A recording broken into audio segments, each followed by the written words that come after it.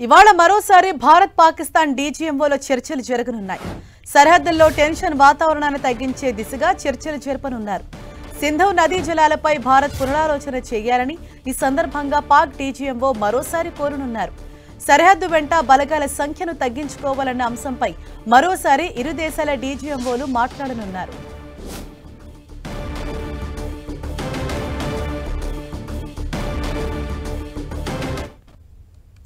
ఇదే విషయంపై మరింత సమాచారాన్ని మా ప్రతినిధి గోపి మనకు అందిస్తారు.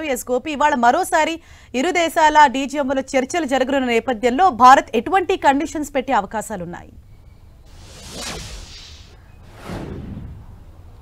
రైట్ హరీష, ఈరోజు ఇరు దేశాల డీజీఎంఓల చర్చ మరోసారి జరగనుంది. హాట్ లైన్ ద్వారా ఈ చర్చలు కొనసాగనున్నాయి. అయితే ప్రధానంగా ఆపరేషన్ సింధూర్ తర్వాత భారత్ పాక్ సరిహద్దులో ఉన్న ఉధృత వాతావరణాన్ని తగ్గించే దిశగా మరోసారి చర్చలు జరిపే అవకాశాలు అయితే కనపడుతున్నాయి. సరిహద్దు వెంట మోహరించిన బలగాల సంఖ్యను తగ్గించే దిశగా ఇరు దేశాలు మరోసారి చర్చించనున్నాయి. ప్రధానంగా పాకిస్తాన్ సింధు నదీ జలాల గురించి భారత్ను నదీ జలాల విడుదలకు సంబంధించి కూడా పాకిస్తాన్ భారత్ను కోరనుంది.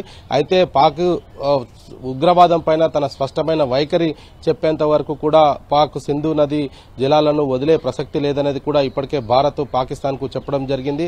అయితే ఉగ్రవాద మొత్తం స్థావరాలను ఇప్పటికే 9 స్థావరాలను కూడా భారత్ ధ్వంసం చేయడం జరిగింది. వందల సంఖ్యలో ఉగ్రవాదులు చనిపోవడం జరిగింది. అయితే వీటన్నిటిపైన కూడా డీజీఎంలు గతంలో కూడా మాట్లాడుకోవడం జరిగింది. ఈ రోజు మరోసారి సరిహద్దులో ఉన్న ఉధృత వాతావరణము, అదేవిధంగా అటారీ వాగా బార్డర్ నుంచి ఈ రాకపోకల సాగింపు, ఇటువంటి అంశాలపైన కూడా ఈ రోజు మరోసారి సాయంత్రం చర్చించుకునే అవకాశాలు అయితే చాలా స్పష్టంగా ఉన్నాయి. మరోసారి ఈ యొక్క సింధు నది జలాలు కావచ్చు, సరిహద్దు వెంట బలగాల మోహరింపుకు సంబంధించి కూడా ఈరోజు ఇరు దేశాల డీజీఎంఓలు అయితే చర్చలు జరపనున్నారు. ఇప్పటికే భారత్ తన వైఖరిని పూర్తిగా స్పష్టం చేయడం జరిగింది. ఉగ్రవాద స్థావరాలను ఉగ్రవాదులను భారత్ కు అప్పజెప్పడము, అదేవిధంగా పీఓకేను భారత్ కు వదిలివేయడం లాంటిది వీటన్నిటి కూడా కండిషన్స్ చెప్పడం జరిగింది. ప్రధాని కూడా మాట్లాడితే ఉగ్రవాదము లేదా పాక్ ఆక్రమిత కాశ్మీర్ 2 విషయాలు తప్ప ఇంకా వేరే దాని గురించి మాట్లాడేందుకు భారత్ సిద్ధంగా లేదంటూ కూడా ఇప్పటికే గతంలో అనేక సార్లు కూడా చెప్పడం జరిగింది. మరి మరొకసారి ఈ రోజు ఇరు దేశాల డీజీఎంలు ఇదే అంశంపైన మాట్లాడనున్నారు. అయితే ఉధృత వాతావరణం, సరిహద్దు గ్రామాల్లో ప్రశాంతత వాతావరణాన్ని నెలకొల్పే దిశగా ఇద్దరు డీజీఎంఓల చర్చ అయితే జరగనుంది. హరీష, గోపి, అంటే ఇంతకు ముందు జరిగినటువంటి చర్చల్లో ఎటువంటి అంశాలు ప్రస్తావనకు వచ్చాయి? పాక్ ఎటువంటి అంశాలు అక్కడ డిస్కస్ చేసింది?